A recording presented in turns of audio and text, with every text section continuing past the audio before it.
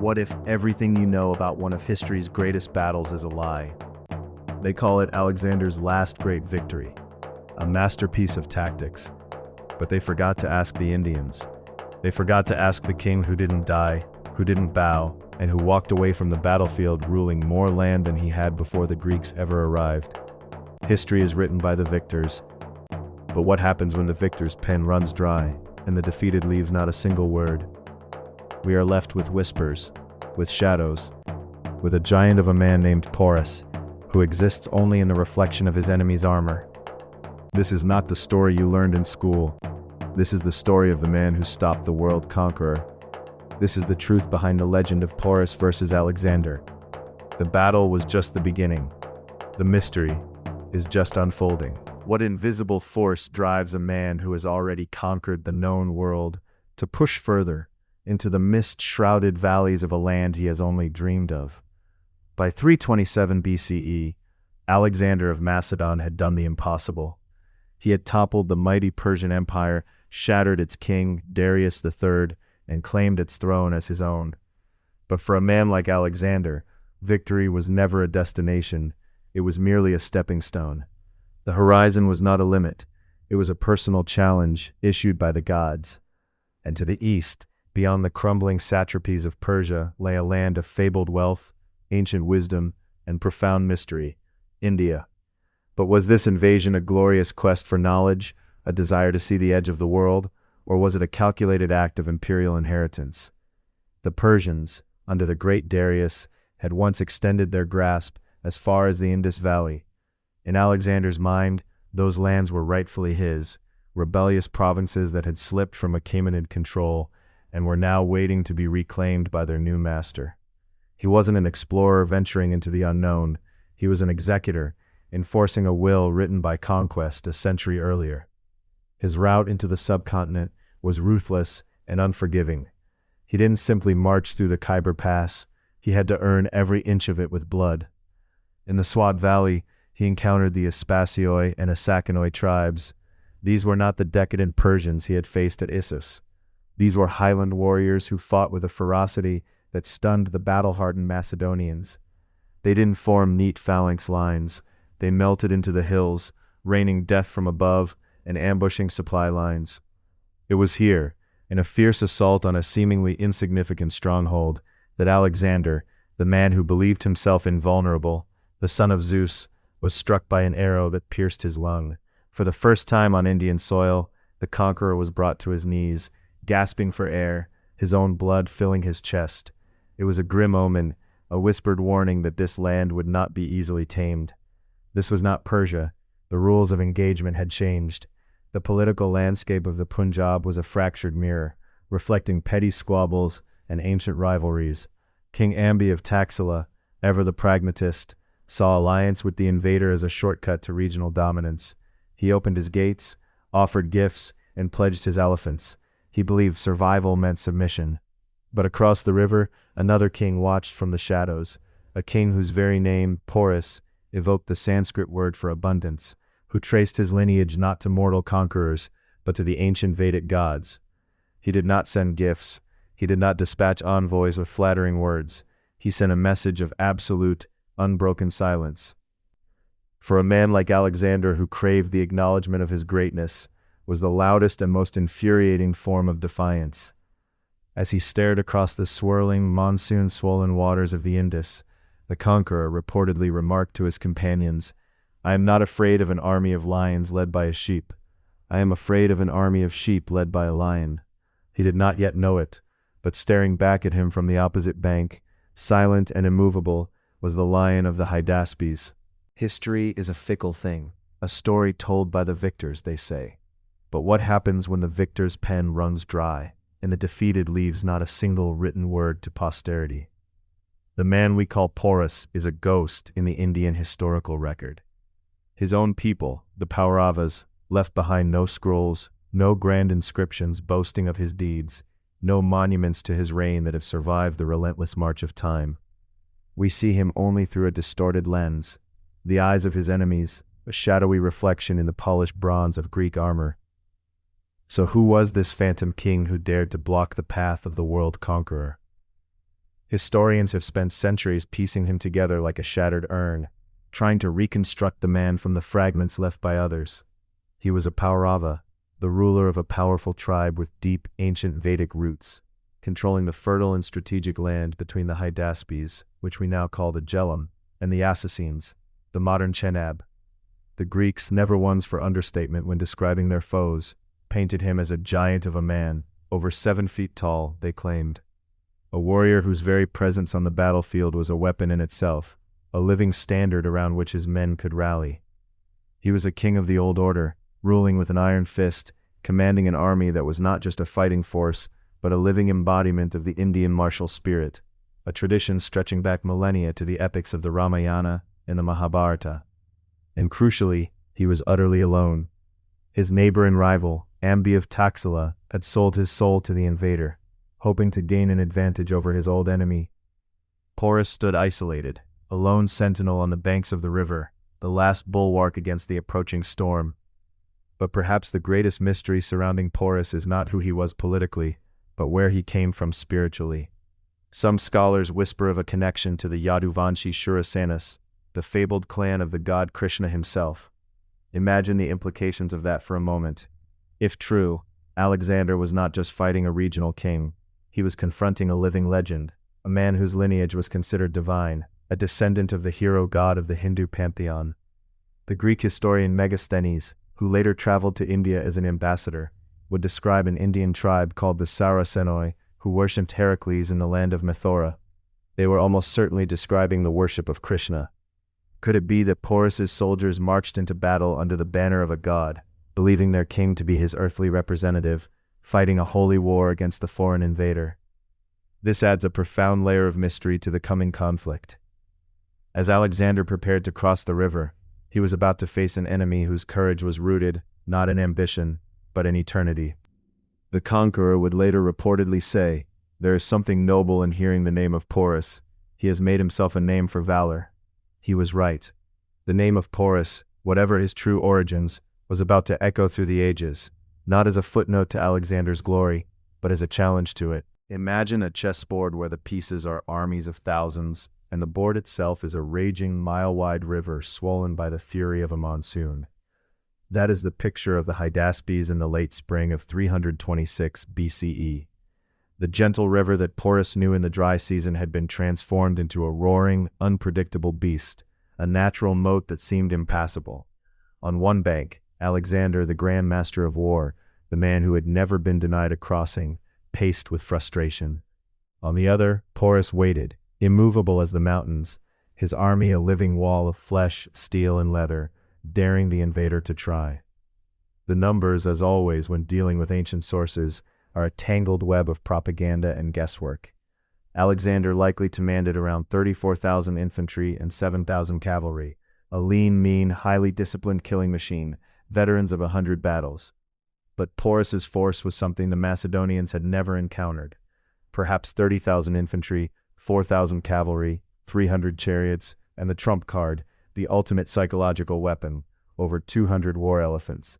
To the Greeks, these were not merely animals, they were living siege towers, creatures of myth made terrifyingly real, their very scent causing horses to tremble and flee. Alexander knew that a direct assault across the river into the teeth of that formation was suicide. He needed a secret. He needed to find a weakness. And so began the Great Deception, a game of shadows played out along the riverbanks.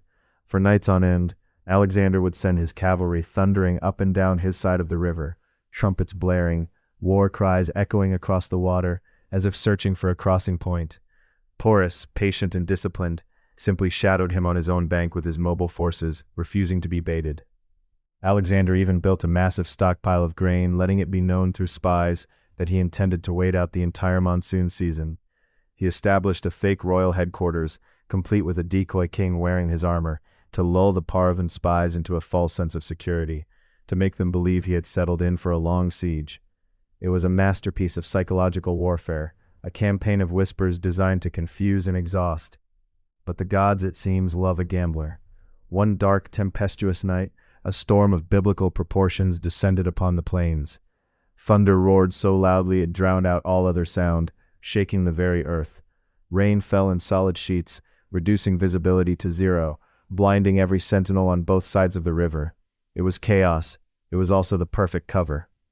As the lightning split the sky, illuminating the chaos for a split second, Alexander saw his chance.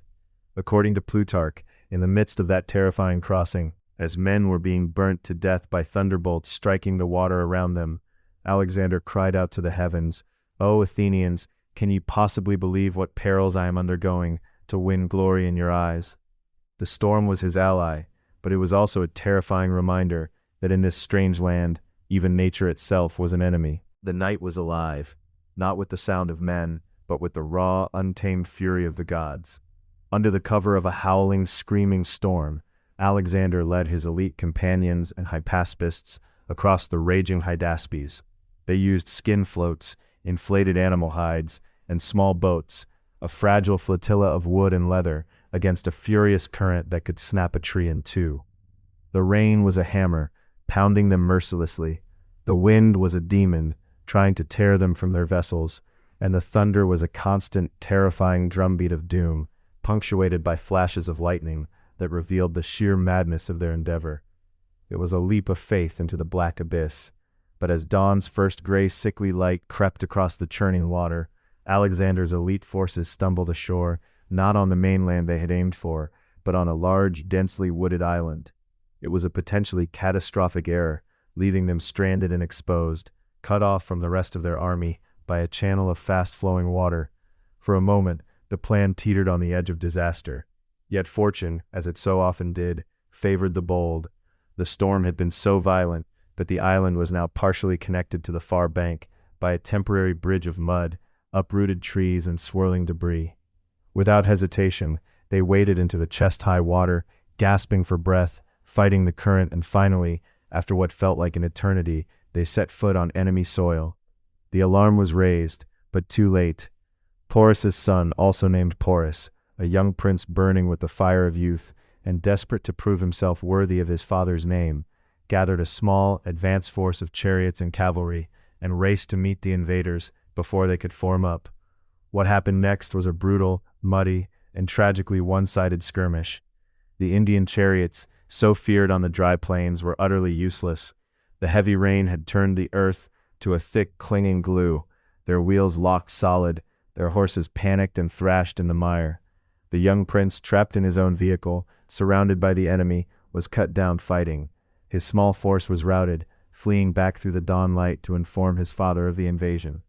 This first blood was a tragic prologue, a sacrifice that revealed a fatal flaw in Porus's intelligence network.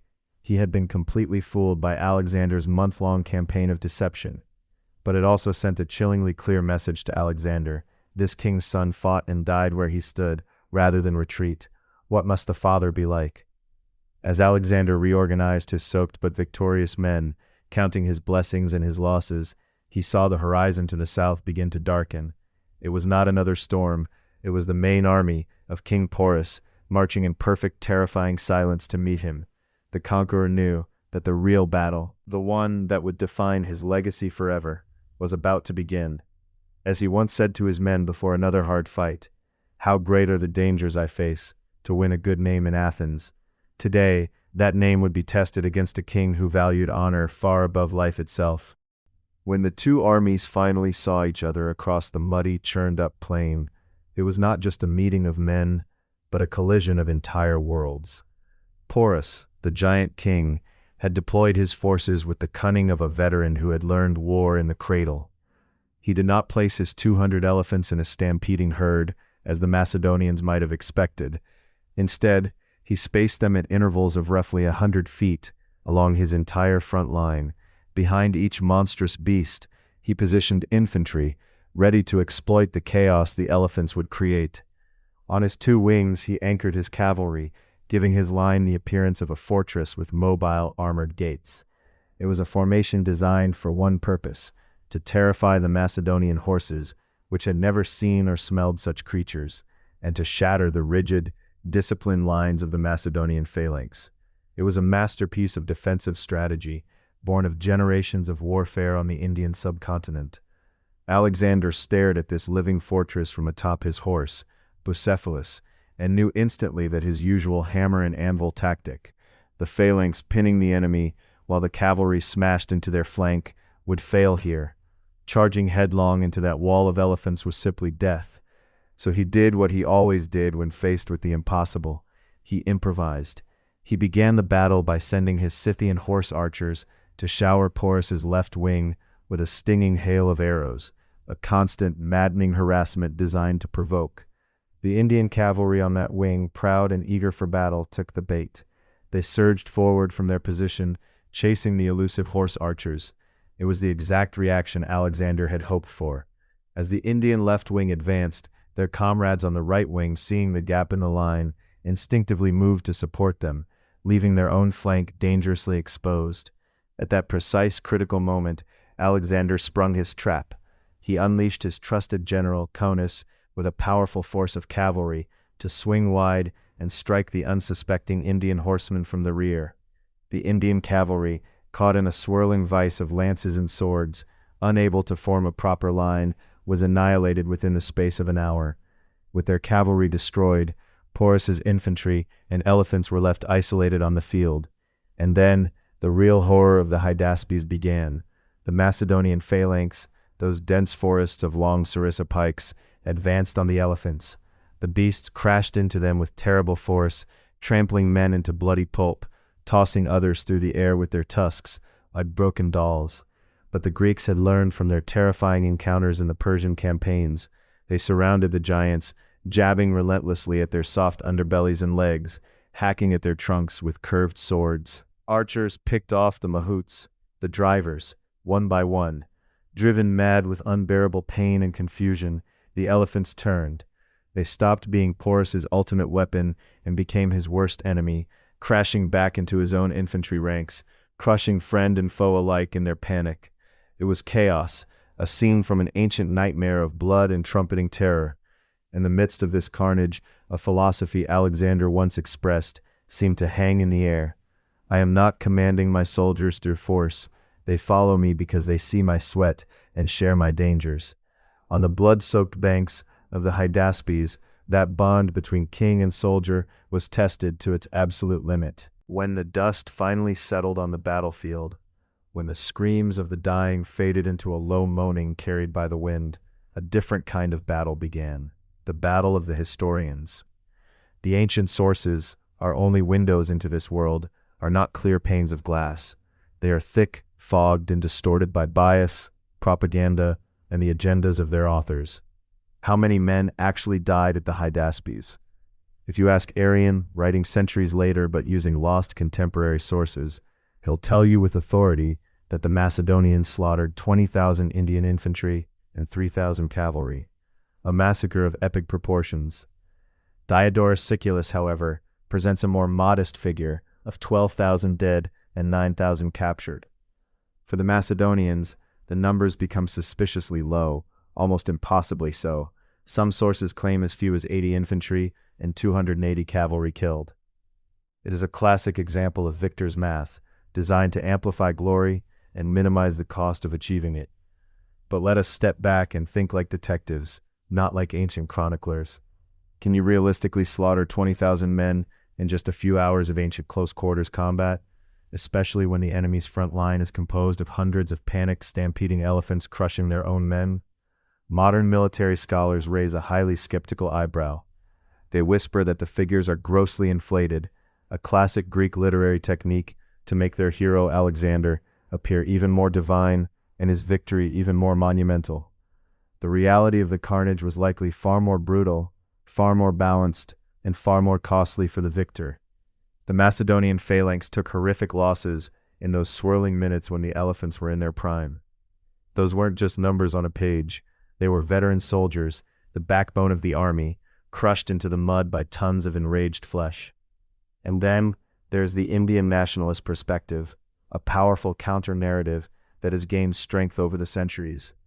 They argue that the casualty lists are a deliberate lie, a piece of Greek propaganda designed to erase the effectiveness of Porus's resistance.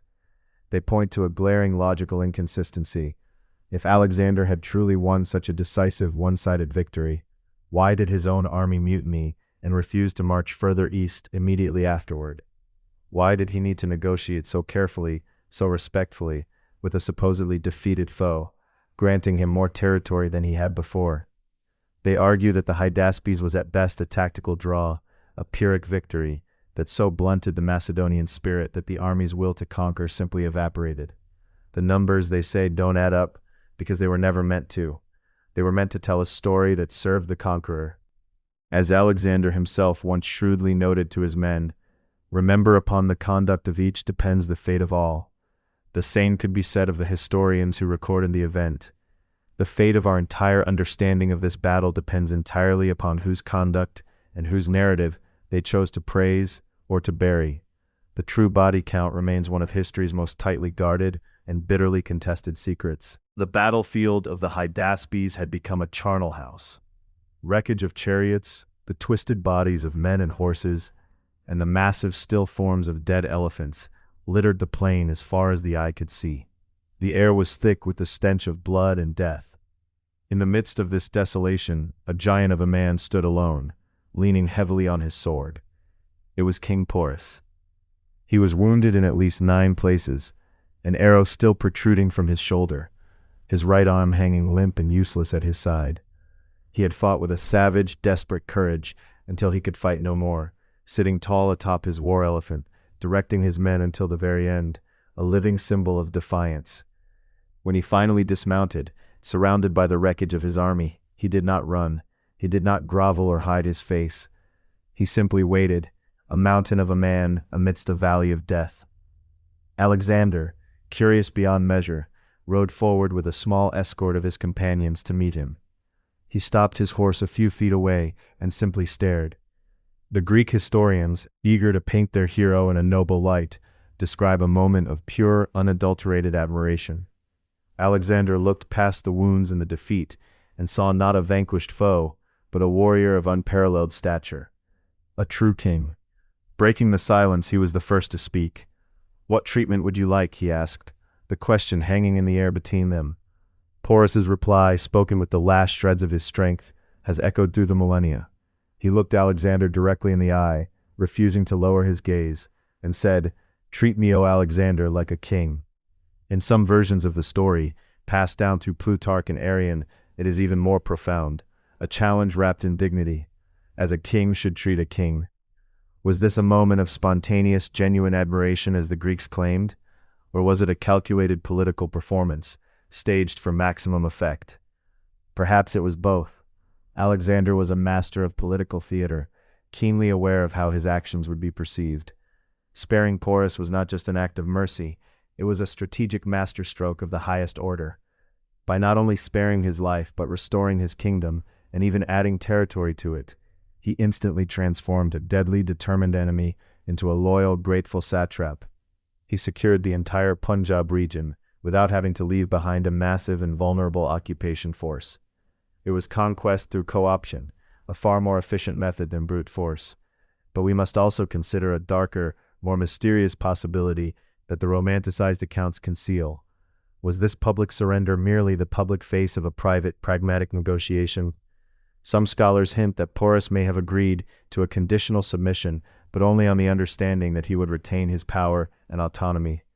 The famous meeting, in this light, was not a submission at all, but a settlement between 2 warriors who recognized each other's worth. The conqueror, who once famously declared, "I would rather live a short life of glory than a long life of obscurity," had just met a man who had chosen glory over life itself. In that moment, Alexander knew in his bones that he could not kill such a spirit. He had to embrace it, or risk creating a martyr more powerful than any living king. The victory at the Hydaspes, secured at such a terrible cost, was supposed to be a gateway to the rest of India. Instead, it became an insurmountable wall. Alexander, now allied with the indomitable Porus and his remaining forces, looked east with renewed ambition. Beyond the Chenab, beyond the Ravi, lay the vast and fertile Gangetic plain. Rumors brought by local informants and merchants spoke of a colossal power waiting there, the Nanda Empire. They whispered of an army numbering in the hundreds of thousands, supported by thousands of war elephants, a force so vast it made Porus's army look like a border patrol. Alexander, his blood still burning with the fire of conquest, ordered the march to continue. His army refused. For the first time in a decade of relentless, seemingly unstoppable conquest, the men of Macedon looked at their king and uttered a single devastating word: no. The mutiny at the Hydaspes River, modern-day B's, stands as one of the most pivotal what-ifs in all of human history. And what was the root cause of this unprecedented breakdown in discipline? The ancient biographer Plutarch gives us the clearest answer. He explicitly states that the recent struggle with Porus had blunted the courage of the Macedonians. They had finally seen it. They had faced the elephants. They had felt the earth shake under their terrifying charge. They had lost friends, brothers, comrades, not to Persian arrows or Scythian horses, but to the tusks and trampling feet of those living mountains. And now they were being told to do it all over again, but against an army 10 times larger, with 10 times the number of elephants. The spirit of boundless conquest, the fuel that had driven them from the Mediterranean to the edge of the Punjab, finally died on the banks of that distant river. Alexander was furious. He retreated to his tent and sulked for 3 full days, a psychological tactic he had used before, hoping that shame and loyalty would drive his men to their senses and make them follow him. It didn't work. The men held firm. They had finally seen the limit of their world, and it was not a geographical boundary. It was their own fear. Forced to accept the inevitable, Alexander ordered a retreat. He built a massive fleet and sailed down the Indus, leaving his dream of a unified world empire in tatters, scattered along the riverbanks like so much debris. In a strange and ironic twist of fate, he left his former enemy, Porus, in charge as his satrap, his regional governor. The defeated king now ruled more territory than he had before the battle even began. He governed the entire Punjab region east of the Jhelum, a vast and prosperous domain. It was an unprecedented turn of events, a reversal of fortune that history rarely records. Alexander, the man who once arrogantly claimed, "There is nothing impossible to him who will try," had finally met the impossible. And it was not an army, a king, or a river that stopped him. It was the lingering, terrifying memory of one man's courage. In the year 323 BCE, in the sweltering, opulent palace of Nebuchadnezzar II in the ancient city of Babylon, Alexander the Great breathed his last. The exact cause of his death remains a mystery: poison, disease, or the cumulative effect of his many wounds. With his passing, his fragile patchwork empire did not just fracture, it exploded into a chaos of naked ambition and ruthless greed. His generals, the Diadochi, or successors, immediately began tearing each other apart for pieces of the corpse, each man convinced he was the rightful heir to the legacy. And in the distant, forgotten province of the Punjab, a long, dark shadow began to fall over King Porus. Alexander had left a man named Hydaspes in charge of a portion of the Macedonian troops in the region, a Greek general of middling talent, tasked with maintaining order and protecting the supply lines. But with the iron hand of Alexander gone from the world, Hydaspes' loyalty evaporated like morning dew. He looked at Porus, this giant of a king, who commanded the absolute respect of the entire region, who controlled vast agricultural and economic resources, and most importantly, who still possessed a formidable force of war-weary but experienced elephants. To the ambitious and unscrupulous Hydaspes, Porus was not an ally or a colleague. He was an obstacle. He was the only thing standing between a petty, ambitious general and absolute, unchallenged power over the entire northwestern subcontinent. Sometime between the years 321 and 315 BCE, the betrayal came. It did not arrive on a battlefield, surrounded by the glory of combat and the roar of armies. It came in the dark, a knife in the back, an act of treachery as old as time itself. Hydaspes, through deceit and manipulation, orchestrated the assassination of King Porus. The king who had faced the world's greatest conqueror and earned his respect, the king who had stood tall against the storm, was struck down not by a hero in a duel, but by a coward in the shadows, hungry for power he had not earned. It was a tragic, ignoble, and deeply unjust end for a man of such immense stature and dignity. Having disposed of the king, Hydaspes then seized control of Porus's prized war elephants. He marched these magnificent beasts, the pride and defense of the Pauravas people, westwards, throwing them into the bloody internecine wars of the successors. Those very elephants which had almost defeated Alexander would go on to fight and die in the distant, dusty plains of Syria and Mesopotamia, for causes that had absolutely nothing to do with their homeland or their fallen master. Porus's senseless death is a haunting reminder of a remark Alexander himself made on his own deathbed when asked to whom he left his empire. He reportedly whispered, "I am dying from the treatment of too many physicians." In the end, Porus was killed not by a physician, but by the treachery of too many false friends and greedy successors. His kingdom, left leaderless, would soon be absorbed by the rising star of the East, the Mauryan Empire under the brilliant Chandragupta, and the once proud name of Pauravas would fade from the world's memory, waiting over 2 millennia to be remembered and honored once more. So, after sifting through the biased accounts, the conflicting numbers, and the tragic aftermath, we must return to the central haunting question: who really won the Battle of the Hydaspes? The question has haunted historians, generals, and philosophers for over 2,000 years, and the answer is far more complex and mysterious than a simple flag-planting ceremony. For the Western tradition, it remains a tactical masterpiece, the crowning glory of Alexander's military career, his last great victory, won against a foe who literally and figuratively dwarfed his men. The very name Hydaspes is etched in the annals of military history, alongside Gaugamela and Issus, as a testament to his genius. But look closer. Look beyond the battle reports. After the fighting was done, Alexander marched no further east. His army, terrified by the memory of Porus's elephants, refused to continue. If the ultimate goal was the complete conquest of the Indian subcontinent, then the Hydaspes was not a victory at all. It was a dead end, a closed door. It marked the high tide of his conquests, the point where the wave of Macedonian ambition finally broke and receded. For Indian nationalists, this is the source of immense and enduring pride. They do not see Porus as a loser.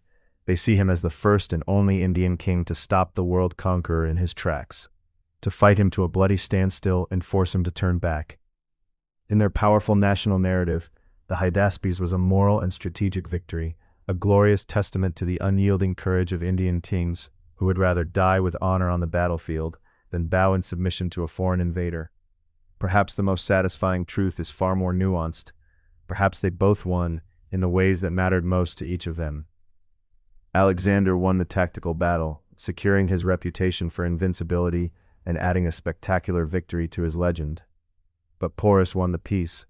He emerged from the crucible of conflict with his kingdom not only intact, but expanded. His honor was not just preserved, it was enhanced on a global stage. He became a trusted ally of the man who had tried to destroy him, ruling more land and wielding more power than he had before the Greeks ever arrived. The two kings, once mortal enemies destined to destroy each other, found a way to coexist, to respect each other, to build something new from the ashes of war.